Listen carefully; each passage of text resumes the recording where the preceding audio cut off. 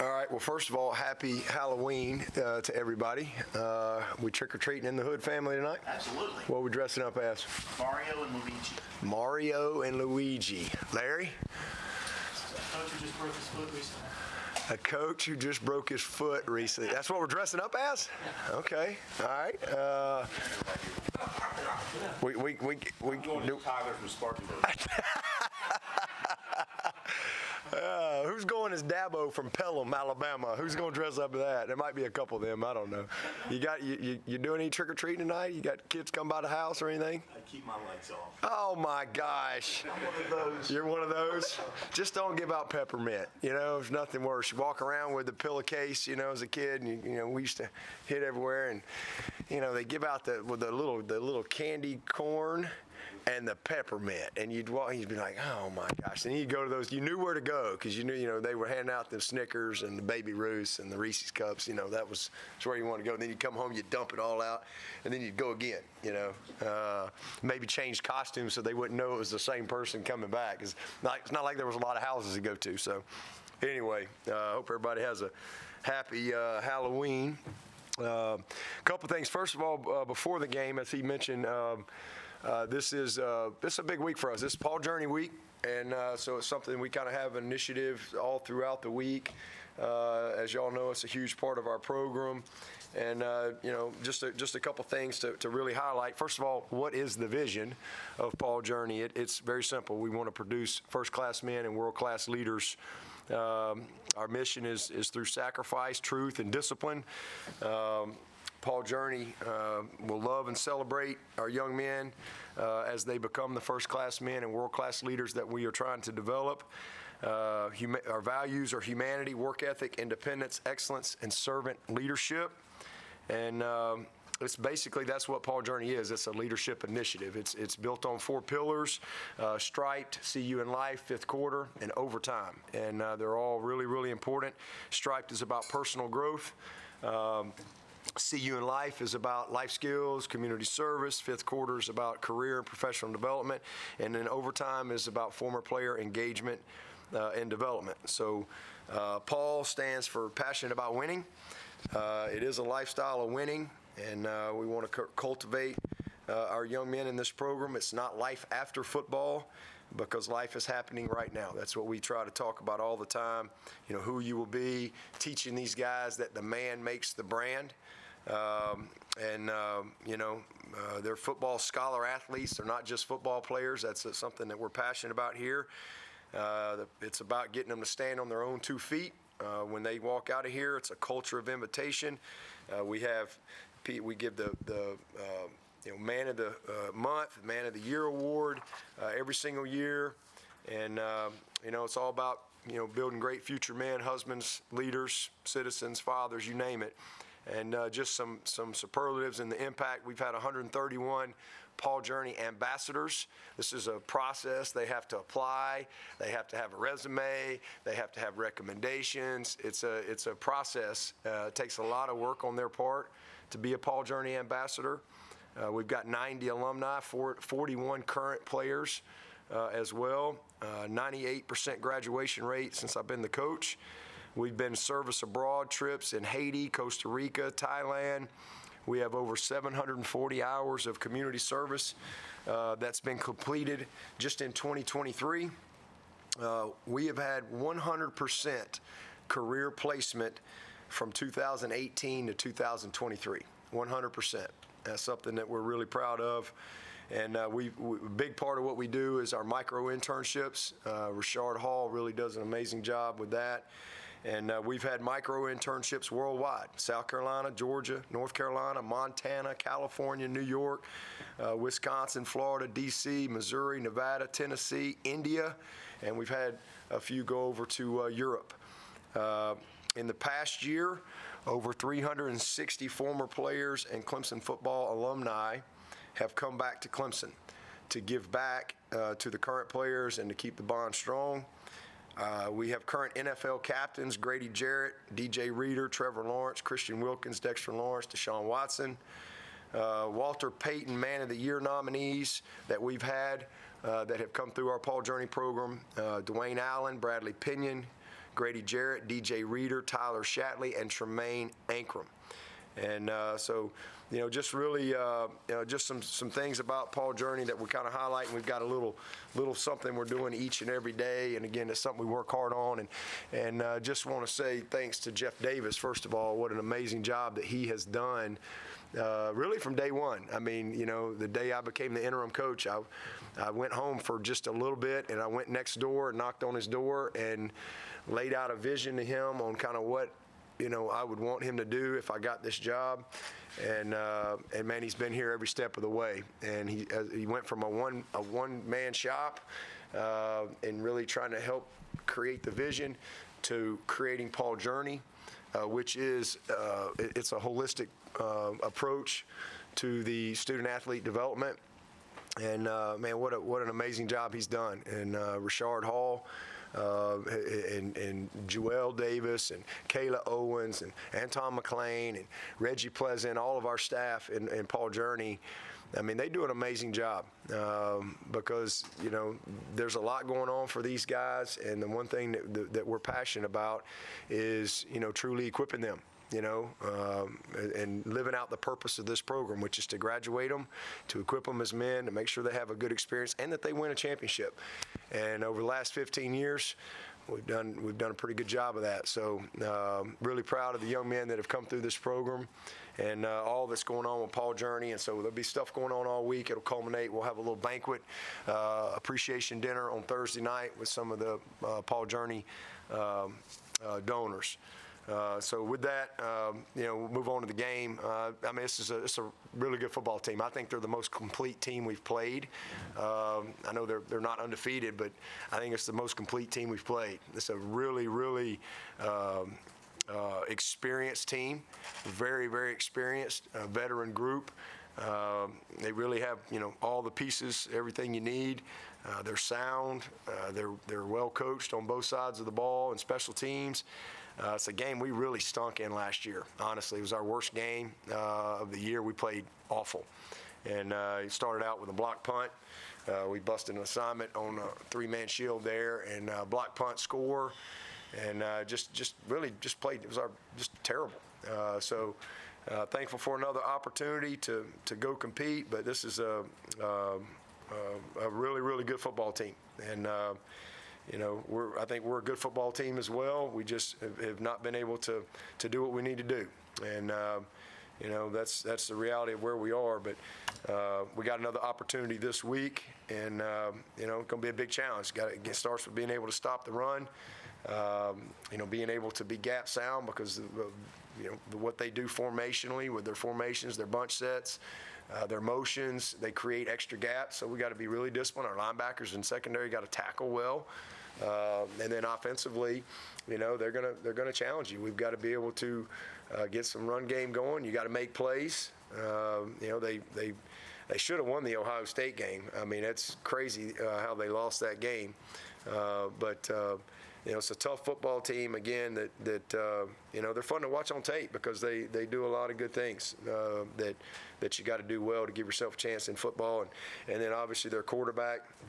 I mean, he's a pro.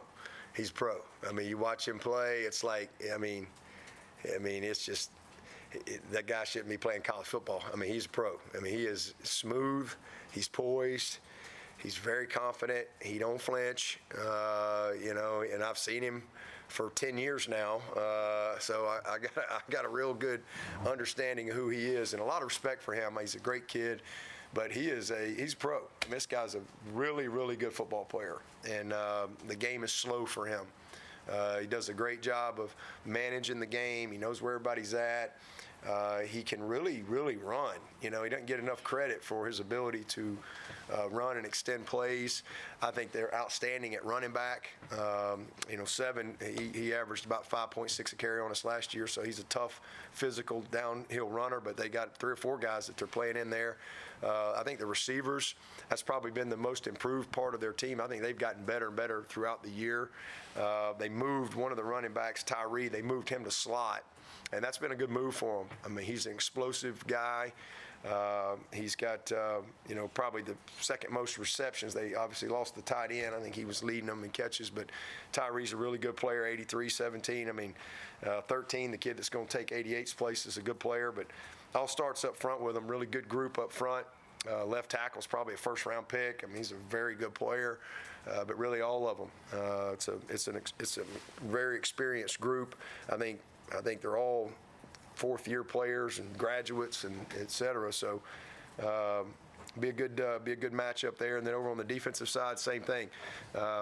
Really physical, veteran linebackers, veteran guys up front. Got a lot of respect for how they play, especially 56. His dad and I were at Alabama together. Howard Cross, his dad was finishing up my freshman year at Alabama in '88, and then his dad, Howard, was a tough physical tight end, went on and played about 10, 11 years for the Giants. And watching his son, he's tough. He plays with his hands well. He's physical. But all those guys up front get after you. And got great linebackers. Really good at corner as well. Probably first-round type draft pick there at corners also. So really good front and a good football team. And it'd be a game that if we turn the ball over, it's going to be a long day. We lead the nation in fumbles. And if we didn't lead the nation in fumbles, we'd be 8-0 if you didn't change anything else on our team. And we've had chances to overcome the fumbles. Even with that, we've had some moments to still win, and we hadn't been able to quite overcome it. So we got to find a way, somehow, some way, to grow up and grow through it and put our best foot forward. Looking forward to the fight, looking forward to the challenge. I hope everybody will show up in the Valley and get behind these guys. Season ain't over. We got 4 more games, and we're going to fight our butt off to finish the very best we can and grow our team. Any questions? Coach, you mentioned last year's game. You said that they just out-physicaled you. Yep. Has that been a sticking point all week? Yeah. All year. It wasn't much. That was the easiest press conference I've had. Wasn't much to say after that one. We got what we earned. We got our teeth kicked in. You mentioned their receivers, Chansi, Stuckey, guy that you know really well. Did it surprise you at all to see them playing well? No. I told you. Chansi was one of my favorites here. He was the backup quarterback, and I kind of recruited him for my first year and a half here. I stayed in his ear. I'm like, look, Charlie Whitehurst has 3 more years, man. Come on. And I'm like, look, Chansi, you're not going to play in the NFL at quarterback. You're 5'10" or whatever. And I'm like, if you'll give me 2 years, I'm telling you, you're going to make the NFL. And he finally relented, and he made the move. I think he led this league a couple years in a row in receptions and ended up having about a 5-year career in the NFL. And then went on with his life. He was an actor. He was in whatever. And then he ended up getting called to the ministry. He's an amazing story. He really is. But we're playing in the national championship. Just so you know, we have done that, recently. It was January of 19. It wasn't 35 years ago, but January of 19, we were out in California, and and Chansi reached out. He was in the ministry, and I think he was 30. I think he was 36 or 37. He's 40, so he was about 36 or 37, and he wanted to come meet with me at the hotel. Now, I hadn't seen him in a while, so he came over to the hotel the day before the game, and he just said his heart was calling him to coaching. He's never coached a day in his life, and he just wanted. I said, well, it's going to be hard. I said, well, here's the deal. If you really want to coach, you need to figure out if you really want to do it. Everybody thinks they want to coach, but you need to figure it out. I said, here's the only opportunity I got. I got a video GA spot because he was too old to be a GA, and I said, but I got a video GA spot. You're going to have to be in grad school. And I said, and what that'll do is that'll give you a year to figure out if you really want to do it and what it's all about, because you don't even know what you don't know. There's a lot more than just, what you see on Saturday.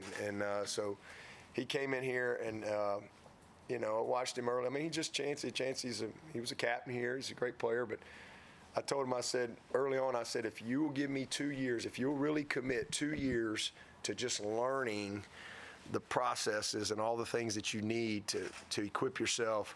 I said, man, you're gonna go fast in this business. And so he was a video GA, and 2 years, all of a sudden I get a call from Dave Aranda out of the blue, and he just says, look, I'm looking for a wide out guy. You got anybody? I said, you know what, I do. And I called Chansi. I said, hey, man. And so we talked about the interview process. He was scared to death, and you know, guys never run a room, never recruited, been in football for a year and a half, and he gets hired to go be the receiver coach at Baylor. And 1 year later, I'm getting a call from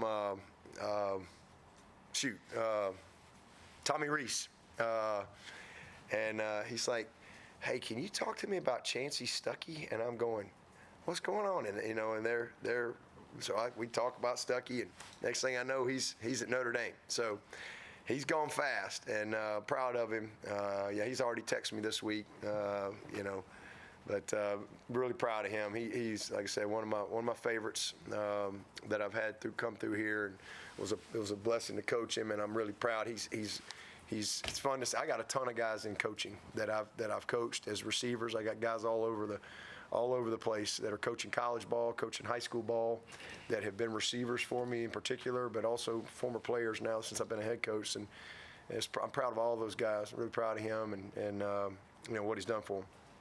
How has Hartman fit them? How have they fit him? How are they using him comparable to how he played at Wake Forest, that kind of thing? Yeah, well, they're different scheme. I mean, it's, you know, it's still a run-based offense as far as you know, that goes, but it's not a slow mesh or anything like that. I mean, he's a little more clean in the pocket, I guess I would say, you know, as far as, you know, whereas obviously at Wake Forest you got a lot of RPOs, a lot of mesh, and I mean, there's a lot of shrapnel flying around all the time, and I think that's one of the reasons he's just so, I mean, like, he don't flinch, like nothing bothers him, but because I think that's just kind of his norm, you know, with what they did at Wake Forest. I mean, he's a very poised guy. He was obviously really well coached at Wake Forest. I mean, I think they do a great job of coaching and teaching, and but probably just you know, cleaner in the pocket is just true play action. You know, there's, as opposed to slow ride and stuff like that. A lot of boots. You know, really strong up front, and you know, do a good job in taking shots down the field and give, you know, play action shots and things like that. Get him out of the pocket. He's a good football player. I mean, it's like watching a pro. It's like watching an NFL guy playing college football. I mean, the game is really slow to him. Good player. Coach, I'm sure the last thing you're thinking about right now is playing Stanford next year, but the ACC schedule release came out yesterday, and it did you a little bit of a favor not having to fly out west for a couple years. Okay, yeah. Well, that's great. I'll bring it. I mean, I'm not in the weeds on all that right now, but that's exciting. Too bad I wish my man David Shaw was still there. He's one of my great friends. Love and respect him. That would have been kind of fun, but yeah, man. Hey, I'm just trying to get to Saturday. We're about Stanford. Is next year? Yeah. All right. Here. Dabo, I think 2 of y'all's touchdowns Saturday came after explosive plays. As much talk as there is, justified talk as there is about turnovers and all that, how much does it help when you get a big play to sort of confidence-wise? It helps a lot because it helps you be efficient. It helps your run game. There's a lot of things that helps. I mean, and we missed, oh my gosh. I mean, we hit the big play to Stellato. Couldn't have had a better call. I mean, what a great design by Garrett there. And you know, we get a holding call. That's a 30-plus yard gain right there. That ball's going over to the other side, right out of the gate. And, you know, it's kind of been 2023 for us. And, you know, Bo's competing and fighting. I mean, he held him. He didn't have to. I mean, the guy's not going to make the play. So we get a hold. It gets negated. And then we had another one, 3rd and 5. They bring pressure. And we changed the presentation, similar play, but we changed the presentation up, and we brought Bo, and it's basically a crack screen behind the line, and it's really hard. And that one's going to go for about 40. And Cade just he's just got to get it over the guy, and he just kind of, wasn't as poised as he needed to be right there with some duress and just make the little throw. And so we've missed some opportunities, just some, it's missed plays, missed opportunities. We drop a 3rd and 5, that's probably going to go for 10, 15, 20 yards. So just a lot of missed opportunities. And but yeah, consistently is what we need to do. We made some plays. I mean, dudes are making some gritty plays. I mean, Cade what was he? Was he like 33 of 51 or something like that? I don't know. 65%. I mean, a lot of tight coverage, a lot of gritty plays. There were some good plays, but just some missed plays that definitely creates rhythm, creates efficiency, etc. So definitely, part of it. Coach, their safety Watts leads the nation in interceptions, 2 picks in each of the last 2 games. I guess Cade's going to have to know where number 0 is at all times. Oh yeah, him and 2. Two's a hitter. 2, you better know where he's at. That guy is physical, and he's been there forever too. I don't even know, was he a graduate? He's been there a long time. Good player. Both these corners, I think, are elite. Really, really elite players. Linebackers are big-time players. I mean, again, just a really experienced group, but and they're not hard to find. This is a group that lines up and challenges you, and you got to be able to accept the challenge. And it'll come down to a few plays.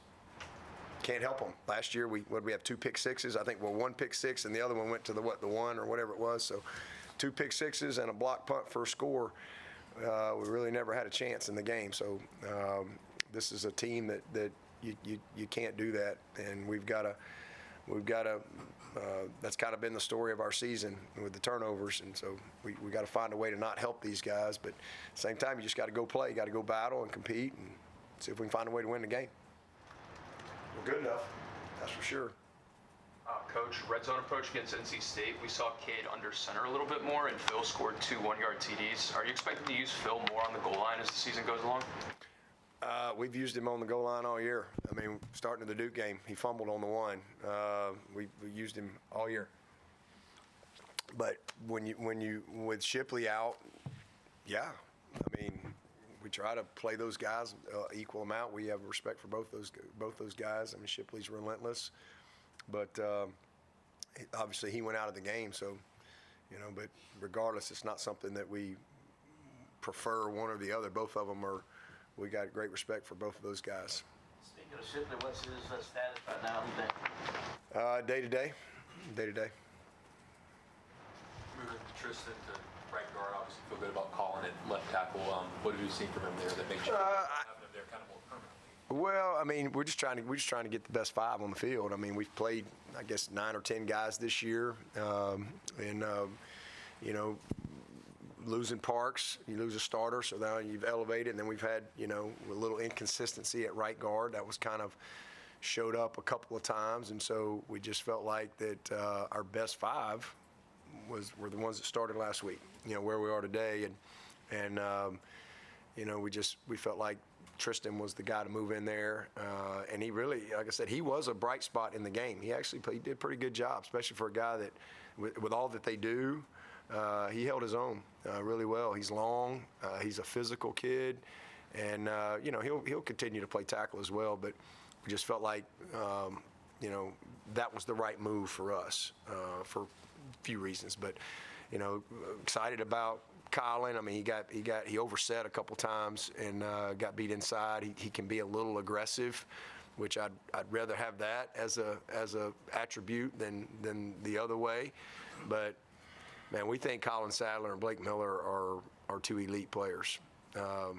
Blake is a little further along because he obviously played a lot last year. Colin was hurt and sick and missed all that time, but he's got a bright future. He's made of the right stuff. He's a little bit like our quarterback. We're gonna have a few growing pains with him, but he's made of the right stuff. We're gonna win a lot of games with Colin Sadler, a lot of games with Blake Miller. Marcus Tate has been pretty steady for us, all year. Putnam he's just a rock. I mean, you notice him when he makes a bad play because he don't make many. So he's just steady as they come, and then we've just been a little inconsistent at right guard. So trying to create some consistency there. was the reason for the move. And we'll see. We'll have a big challenge this week, especially with 56 and 99. Them dudes they got inside. I mean, they're really tough guys, and we got to match that. Dabo, winning is hard, certainly, but losing is incredibly tough for a team as well. And that cannibalism is kind of natural for people. We certainly see it in your fan base. But when you're talking about these players, it's part of your job to coach them through that. Yeah. How does the conversation change that? Because, you balance accountability and pushing each other, but remaining supportive of each other, and you have to stick together. How does the coaching change through that, and how has it kind of developed and processed this season? Yeah, well, you try to coach all these things all the time. It's just sometimes they listen more, when you have some adversity. And honestly, we really haven't had much adversity around here in a long time, 13 years. I mean, it's been a long time since, losing a national championship is not adversity. We've won 7 out of 8 ACC titles. Nobody feels sorry for the Tigers. We've been to 6 playoffs, 6 Final Fours. We got a couple national championships the past 7 years, and even though you have some disappointment and maybe a little failure along the way, we really haven't had much adversity, like true adversity. So, it's kind of sometimes it's healthy to have a little pruning season, if you will. Cut the crepe myrtles back a little bit. This is a healthy tree, but even healthy trees need to be pruned. This is a healthy tree that's produced a lot of good fruit around here. A lot. I've seen Clemson University change. I've seen lots of things change. I've seen lives change. I've seen 1 million wins. I've seen a lot of things. This is a very healthy tree, all right, that's produced a bunch of great fruit. But even healthy trees need to be pruned so that you can bloom back even better and produce more fruit. And that's what we'll do, and that's kind of where we are. I mean, because sometimes things happen that you can't explain. Sometimes you get the break, sometimes you don't. I can tell you this, we really have not had true adversity since 2010. We really haven't. Like real football adversity, like for real. All right? People are learning, hopefully will relearn how hard it is to win. Because again, as I said last night, I think when you win so much, you can lose appreciation for how hard it is to win. And it's the same thing, because all that stuff will creep in. You're always talking about inside out, creep in. And so even though you're always coaching and teaching and trying to instill things, it's just kind of an irony of life, right? Like you sometimes you grow the most when you're pruned, when you suffer. Right? That's why God tells us we should be thankful for our sufferings. Like, who wants to be thankful for their sufferings, right? But you grow stronger from the struggle. That's how you get stronger. I mean, I remember back 2010 very clearly. I remember it very well. The difference in 2010 and 2000 now is we hadn't done anything in 2010. We had 6 wins. We hadn't done anything. And we were not near as equipped then as we are now. And I know what we've done here now, and I know what we're going to do. And what this season will do, it's going to produce some amazing fruit. Just get ready and watch what God does. I'm 53 years old, man. I've had a lot of challenges and adversities and setbacks. And again, as I said last night to my new friend, I've been a part of failure many times, but I ain't ever failed at anything that I've set out to do in my life, ever. And we're in the midst of an amazing journey in college football history, and I'm not going to let one season, when I know exactly what the issues are, and a bunch of great kids and great coaches, I'm not going to let one season damper that, and I'm gonna fight for this program. All right, and hopefully we can get back to some appreciation around here. It's freaking hard to win. All you gotta do is look around the country, and what's happened here is historic. And so we're having a bad year. That's my responsibility. Ain't nobody happy about it. That's my responsibility. It's on me, 100%. And I ain't asking nobody to be happy, but let's don't eat our own. And that's what we've done. Even what's happened around here is, even when we've won, everybody's miserable. And that's sad. That's really sad. And so I'm thankful for the struggle. I'm thankful for the opportunity to teach in a way that I haven't had a chance to teach in a long time. So sit back and just enjoy the journey. That's what I'd tell you. So with that measured perspective, I think there are many people wondering what triggered last night a great deal of emotion from you. I mean, I had some idiot go Old Testament on me, and he got an Old Testament response. Coach, Nate Wiggins had his worst game against Hartman up at Wake last year, and he's come along. Y'all print that one. I was going to say, can you add to that? Can you add to what you just said? What else is there to add? What else is there to add? I'm going to fight for this program. Can I get some clarity? That's why I know coaches take calls. That's why right there. Because people hijack the phone call. They get it, that's why they want to hear themselves talk. That's why most coaches around the country don't take calls. That reason right there. They go to their, that's probably what we'll start doing next year. They go to the thing and they go, okay, Kathleen from Clemson, she wants to know, what's your favorite ice cream? You get a call like that on the show. When you get a call like that, and then you're also getting criticism from national writers across the country, broadcasters, about what's going on with Clemson. Does that embolden you to stick to your guns the way you've always done things? Because they're criticizing your coaching staff. You need to make changes. They're criticizing Since the day I got this job. Yeah, but I mean, now, like you said, this is uncharted territory for the last 10 years. Are you more emboldened to stick to the way 13 years. 2010. Are you more emboldened to stick with the way you've always done things? I'm going to always do what I think is best for the player, number one. I'm going to do what's best for the long term of our program, and then I also do what's best in the moment. But that's what I've always done. Ain't nothing going to change. I know people say I don't listen to anything, I don't read anything. I really don't. I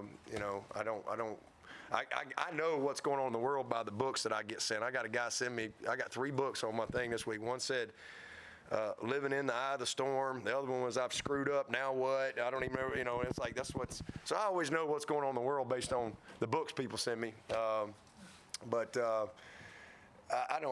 mean, listen, I know who I am. I know whose I am. I've never flinched, and I ain't gonna flinch now. And I'm sitting here not because I've listened to all the people, all the criticism, all the people that want me to do this, hire this guy, hire that guy, hire that guy. If it don't work, I ain't got nobody to blame but myself. But I'm going to always do what I'm convicted in. And some people say I'm stubborn, and I say I'm convicted in my beliefs. And there ain't enough people that are convicted in their beliefs, in my opinion. But, that's another topic for another day. When you talk about appreciation or expectation exceeding appreciation, are you referring to the 1.5% that you referred to 2 weeks ago, or are you referring to the general average Clemson fan? No, I'm talking about the loud minority. I mean, most of our fans are amazing. They really are. They really are. But it's the loud minority that really have no clue how hard it is. And again, we've won so much. And then, listen, that can creep into your players too, right? I mean, because, it's that rat poison of how good you are and what you're supposed to do and this and that, and then all of a sudden it doesn't go the way you want. It can creep in both ways. So you're always trying to fight against that. Just like now, it's all all the you got to block that stuff. That's part of it. You've got to be able to do that, and this is a great opportunity to teach. But listen, I've said many times. I've had people ask me many times, "Hey, what's so special?" And I've always said the difference in Clemson and a lot of places is that some places it is all expectation, and here there is an appreciation. There really is, and I've got great appreciation for our fans, and because they're amazing. I mean, it's amazing what we have here at Clemson. But you know, a lot of the people that do all the complaining, they're just part of the problem. I mean, they really are. I mean, why would? I mean, geez. I mean, why, if you're a recruit sitting out there, why would you? You know, these people just they rip your coaches. Everybody's terrible. It doesn't matter what you've done. Like it doesn't matter. But everybody can have a bad moment. I mean, name a coach, name a program in basketball, football, whatever, who hasn't had a challenging time. Is there one? Is Coach K, would he be considered one of the best basketball coaches? Did he have a few bad years along the way, maybe? Maybe didn't make the tournament. I don't know. About Roy Williams. Did he have any bad years? How about Nick Saban? Has he had any bad years? I mean, he's 72 now. He's probably had a few bad years at Michigan State, LSU, Toledo maybe. I don't know. He hadn't had many at Alabama. And I just think sometimes, again, and that's what I've always tried to fight against. I've always tried to fight against that, man. Man, don't let the expectation become greater than the purpose of what you do. You know, because when that happens, you lose your joy in what you do. That doesn't mean you have to be happy, all right? I mean, you know, but I've always said the fun is in the winning. And you know, it's gotten to a point. That's why this is a good reset. It's a good pruning for everybody, all right? Because it's gotten to a point here that even when you win, people are miserable. So now the fun's not in the win. The relief is in the winning. It shouldn't be a relief to win. It ought to be fun to win. And so, you know, I know where Clemson was 15 years ago. I know right where it was. And what's happened in this program is historic. And what will continue to happen if we can get out of our own way, and I'm talking about us here in the program here, what's going to continue to happen. So it's hard. When you're taking everybody's best shot for 12 plus years, I mean, it's hard. And listen, we've done a great job. There's not many people that have been as consistent as coaches or as a program in our world. It's very few walking the planet. So it's been great, man. We've had a great opportunity to you know, teach a lot of lessons, and this will be another great opportunity. There's opportunity in every single difficulty that you have in life, and this is a great opportunity for us to teach, for us to all reset, and then let's get back to the work, man. I mean, I've said that when I got this job, you got to be all in. And we got too many people half in. They're in when you win. Has Cade created kind of some pressure himself holding on to the ball a little too long? Yeah, I mean, he's had, like I said, he's had a bunch of good plays. He's had a few tough plays along the way. He's growing. He's growing. I mean, I think this kid's going to be amazing. And it's disappointing again when we attack these kids, these people that sit behind these microphones and these things, and they get off by attacking people. And we've just made that acceptable in our world. It's sad, man. It's just sad. We've made it acceptable and okay to just attack people. It's sad. I mean, it really is. This kid works his butt off. He's not perfect. He's growing. I think he's going to be a superstar. I think he's going to be a superstar. I really do. He ain't right now. But he's a hell of a competitor. And he's going to get better and better and better. And I'll go battle that dude any day of the week. Yeah, he's got to do a lot better. There's a couple of plays there that he needs to make. Needs a little bit more poise in the pocket. Needs to let it slow down a little bit. But we all need to do things better. But he's going to be fine. He's going to be fine. Why don't we get behind him and support him? He's our freaking quarterback. He's our quarterback. Let's get behind him. Let's go compete. Dabo, you kind of started to go there, and correct me if I'm wrong, but it sounds like you care less about people attacking you, and it's that they're attacking these kids, these players, and, you know, I hate to bring it back here, but, you know, fans are the first to say, you know, well, they're paid now, so now they're professional athletes, and now with all of, And it's just that side of it that I think I kind of hear from you is the extra frustrating part about this, that they're attacking the And I don't care if they are pro athletes. I don't care if it's a pro athlete. I still don't think it's acceptable to destroy people. People make a living by just attacking people. It's sad. And I don't think that's okay. I don't care if it's, I don't even know. Trevor Lawrence playing for the Jaguars right now. I don't care. I don't care what he's paid, man. I don't think you're still human beings, and I still think there's a way to have fair criticism without, just completely demeaning someone's humanity, which is now the clickbait society that we live in, and it's acceptable. I think that's sad.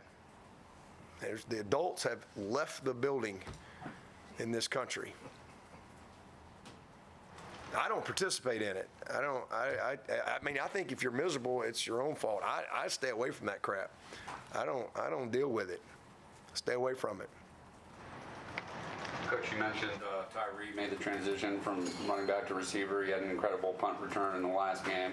He's a guy that you really have to wrap up, isn't he? Oh yeah, he's a running back. Playing wide out. When he gets that ball, he knows what to do. He breaks tackles. He's got good vision. He's got collision balance. He's strong. He's a good player. That was a good move. It was a good move for him. And they're loaded at back. They got several guys, but it starts with that number 7. Cade's poise, trying to grow his poise in the pocket.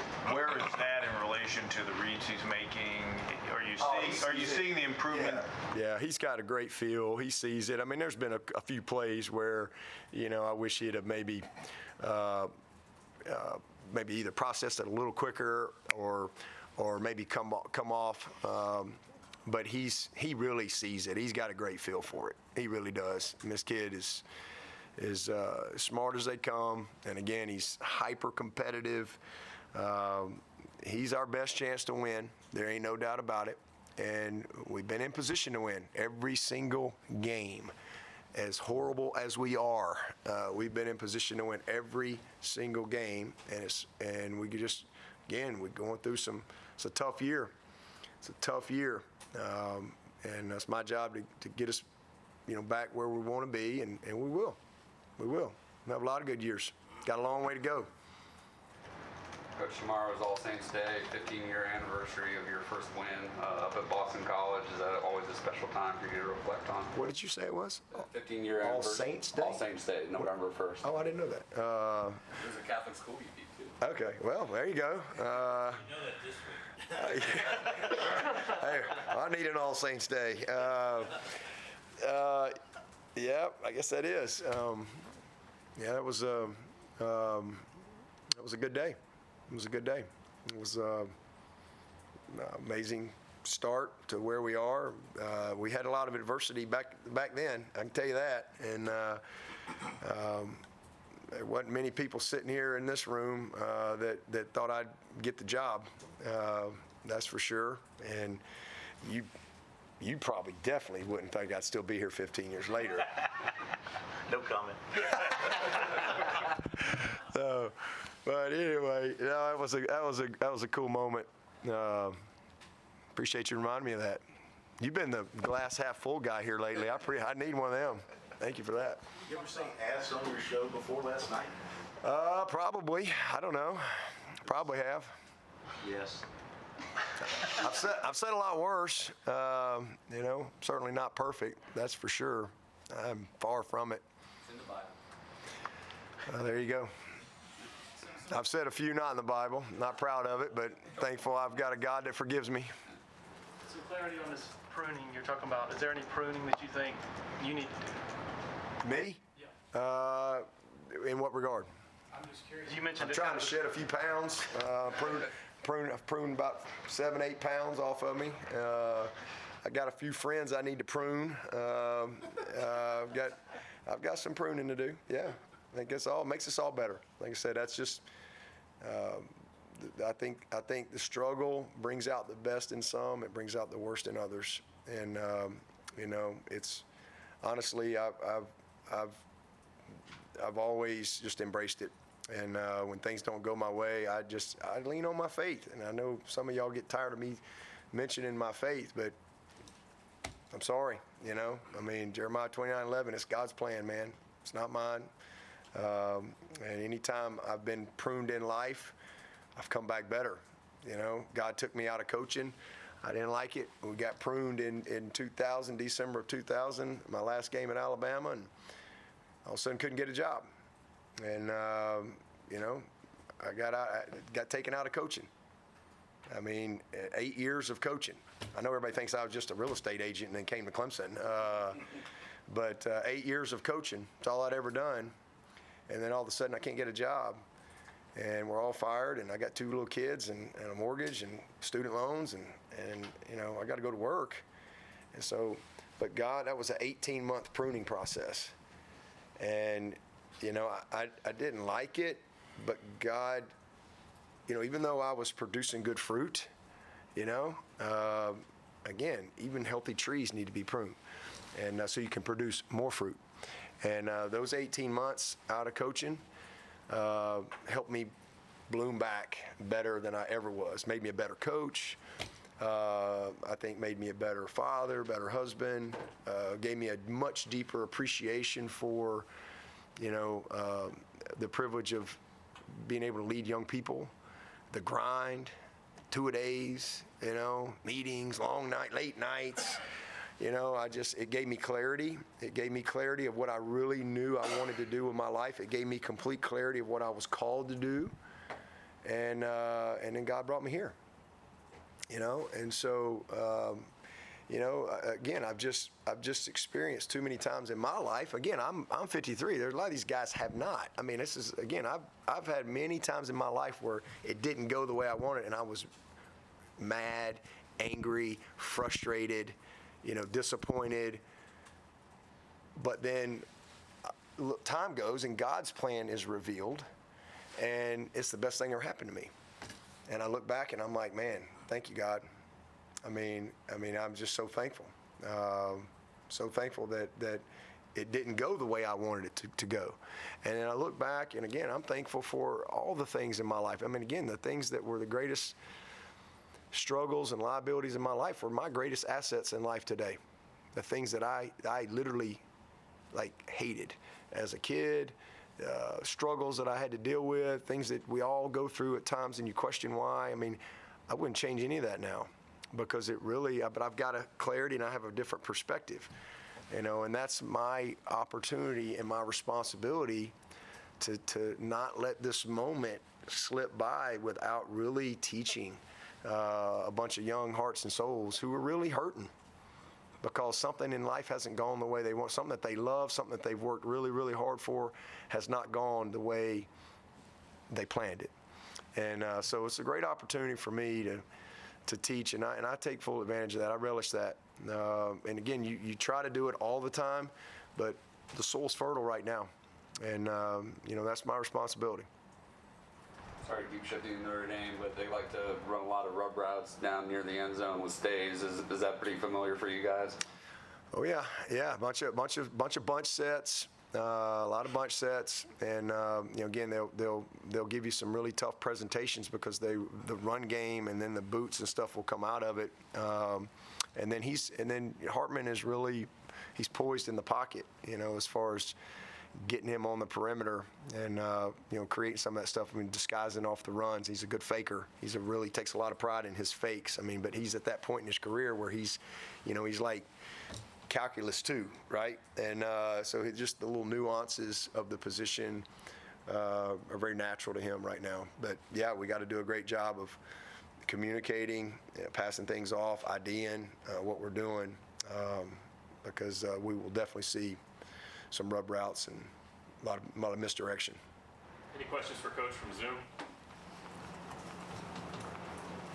Hey, Dabo, David with ESPN. You talked a lot today about sort of looking back at adversity, and I was wondering, when you kind of compare where Cade was, the interception he threw against Notre Dame last year was probably not one of his favorite moments from his career, but you know, when you kind of compare where he was then to where he is now, how much difference do you see in him as in growth and as a player, quarterback, leader, that kind of thing? I mean, night and day. night and day. And that, after that, we put DJ back in, and I think he ended up going like 27 or 39. I mean, we actually did some good stuff after that point, but up to that, it was pretty bad. But it was a tough situation for him right there, and he's just more prepared. He's just more prepared. He's way more knowledgeable. He's bigger and stronger. He's still got some work to do there. He's very confident in himself and his ability, and he's just got to. He's just progressed. He's still got some levels to go, but he's definitely way ahead of where he was in that moment last year. The other thing I wanted to ask you I think mentioned.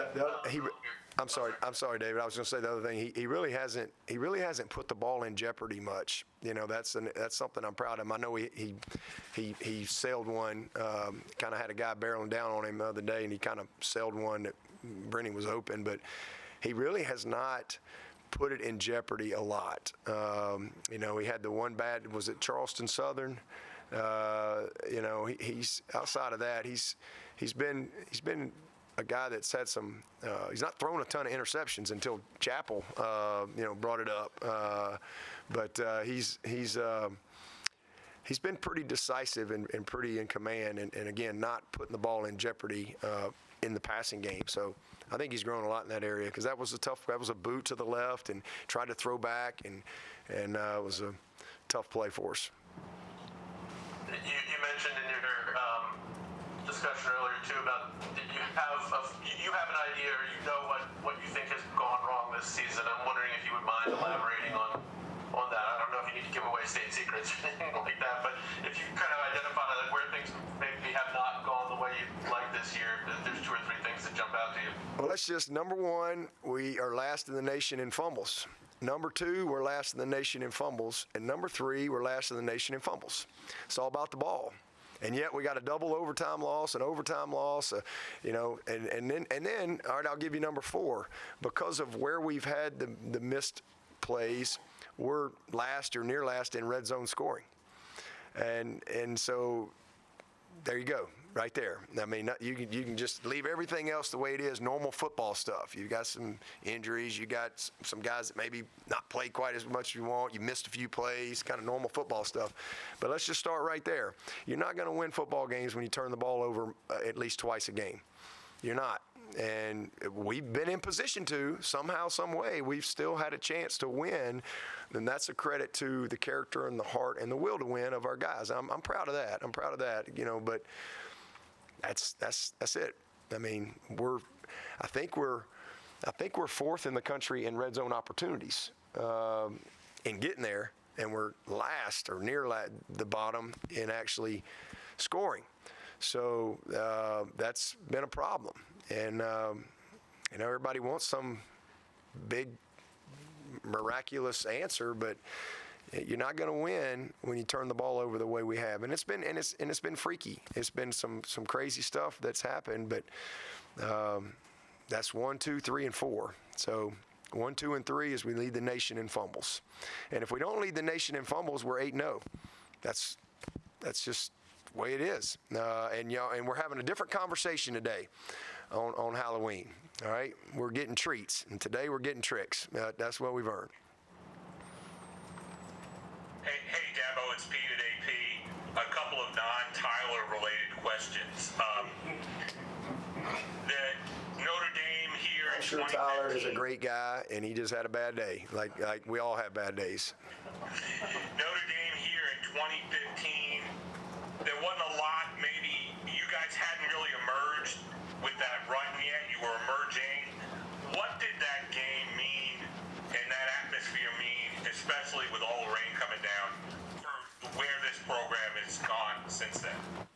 I mean, well, let's see, 11, 12, 13, 14. We were coming off 4 10-plus win seasons at that time. We'd had plenty of big wins. I think we had beaten Virginia Tech a couple of times. We'd beaten LSU. We'd beaten Ohio State. We'd beaten Oklahoma. So I think we were in a pretty good spot.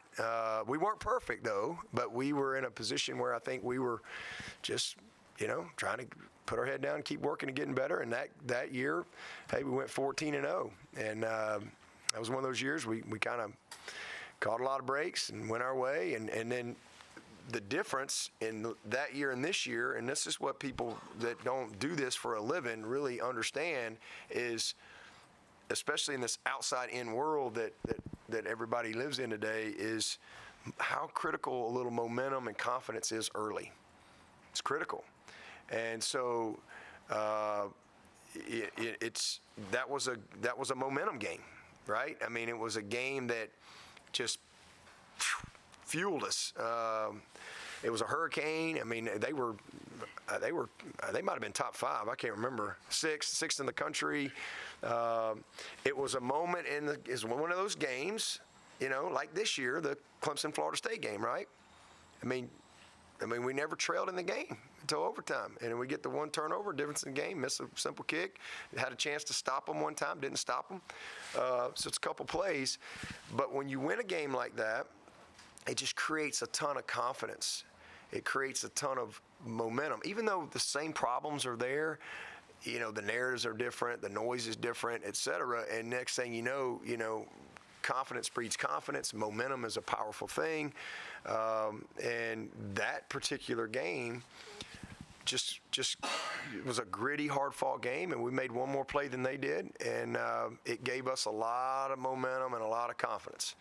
And, man, boom, we took it. And, and to be able to do it over and over and over again, year after year after year after year after year, it's incredible. And it's hard. It's really, really hard. And I'm really, that was really one of my favorite memories. That moment, it was awesome. The valley was packed. I mean, you couldn't. I remember the third quarter, you couldn't even see across the field. But it was a momentum game, and we haven't. That's the one thing we haven't been able to do this year. We've had chances to get momentum. I mean, again, we had 500 yards in the Duke game. And I don't know, we were unbelievable on third down. We did so many good things, but we had the ball first and goal on the 1. 4 trips inside the 10, we get nothing. And so those would have been momentum opportunities just within that game. And then the same thing, you overcome that, you get to the Florida State game, a chance to create a little momentum, and we just, and so then you don't win it, it's the opposite, right? It's a ton of noise, it's a ton of negativity, fire all the coaches, fire all the players, everybody stinks, and it's a fine line. But that's the world we live in, and so momentum and confidence is huge, and that's what that did for us. And then again, we had an opportunity. The Miami game couldn't quite get it, so we've never been able to quite get the momentum that I think helps you. And so then all of a sudden, again, you start playing tight, you start pressing, and it's you're in a fight, and you either gonna fight back or you're gonna lay down. Got time for one more. Also, go ahead, Pete. On your defense I think is top 10 in yards allowed this year. The red zone and scoring numbers don't quite match up to that. Is it just because of the bad spots that they've had to start from in some cases this year? How does that, is there a different mentality? Well, let's start with all the offensive points that we've given our defense. Let's start with that. How many points has the offense scored for the other team? A bunch. There you go. So that's 21 points right there. And then we gave them one on the 1 yard line. So that's 28. Good luck, boys. Go get them. So our defense is good enough to have won it all this year. Fact. And that's disappointing. But we're a team. We're all in it together. But our defense, I'm really proud of those guys. Man, Wes has done an amazing job. And, you can't ask those guys, just like last week. I know we had 2 plays, but, I mean, they gave up 17 points. That's enough to win. I mean, that's enough to win. And, we can't ask them to be perfect right now. And, again, even though we've had all the turnovers, when you have that type of deal, you got to compensate somewhere. And we've had a chance to still make one more stop or one more play. But in totality, our defense is good enough they were good enough this year to be a Final Four team. And if you can be a Final Four team, anything can happen.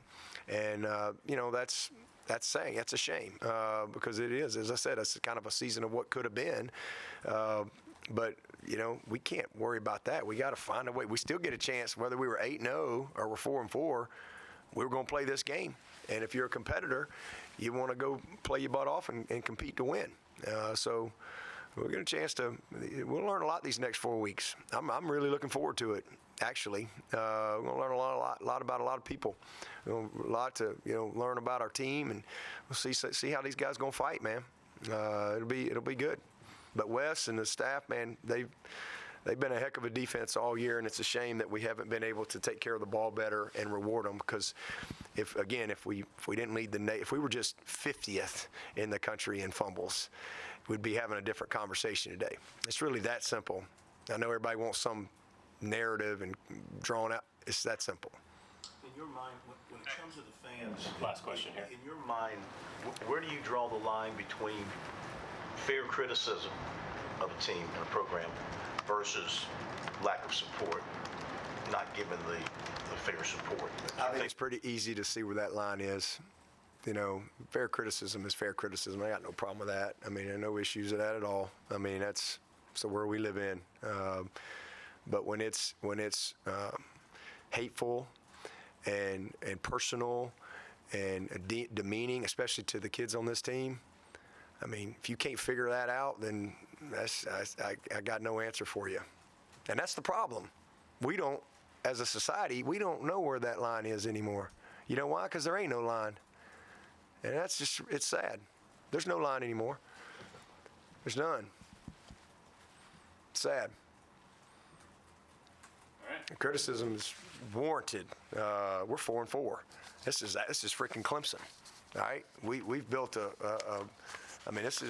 nobody happy. And this is one of the greatest programs in the history of college football. What's happened here these last 12 years. And ain't nobody going to ever change that. That's what we've done. And we've beaten the best of the best to do it. 6 Final Fours, that ain't ever going to happen again. I don't think it'll ever happen again. We'll see.